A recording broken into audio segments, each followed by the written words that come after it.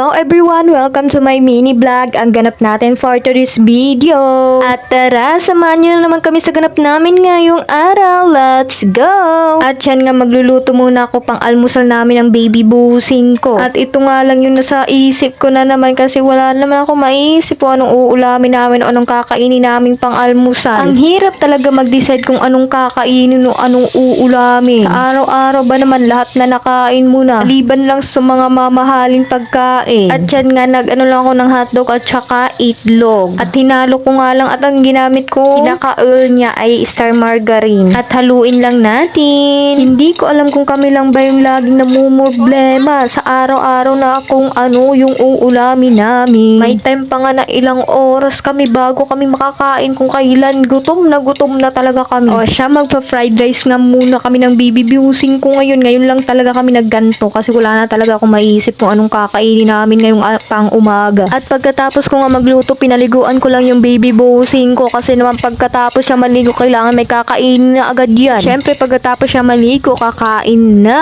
At tingnan nyo naman ang kanyang stitik na high chair. Minsan talaga pag tinatamad ako, dyan ko siya pinapaupo kasi naman sobrang kulit at sobrang likot niya pag nasa baba lang kami kumakain. Minsan nga hindi namin namamalayang dalawa na madami na pala yung nakakain namin. Sa sobrang likot ba naman, buhat dito, buhat doon. Pero okay lang yun kasi naman ibig sabihin nun, healthy ang baby ko.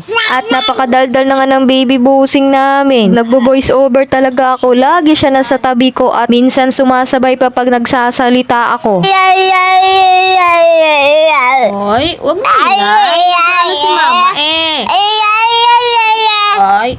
Tapos pag sinasabihan mo, nako, lumalakas pa talaga yung boses niya. O siya, tara, samahan nyo nga kami kumain. Tara, kain tayo. Pagkatapos nga niya kumain, magpapahinga lang siya saglit at hihingi na siya ng dede para matulog. Siya lagi, kaya minimintin ko yung pagpapakain ko sa kanya kasi naman pagkatapos niya kumain, naghihingi talaga siya ng milk. At hindi na nga siya lagi nagme-milk pag umaga. 2 beses na lang. Ang patulog na lang talaga niya. Gabi na lang siya talaga pala dede. Minsan 4 na bote talaga nauubos niya. Tapos pagkakagising nga niya sa umaga, ayaw niya talaga dumede. Gusto niya kumain ng kanin o kaya tinapay. At syempre, pagkatapos natin kumain, maghuhugas na naman tayo. Hindi mawawala yan.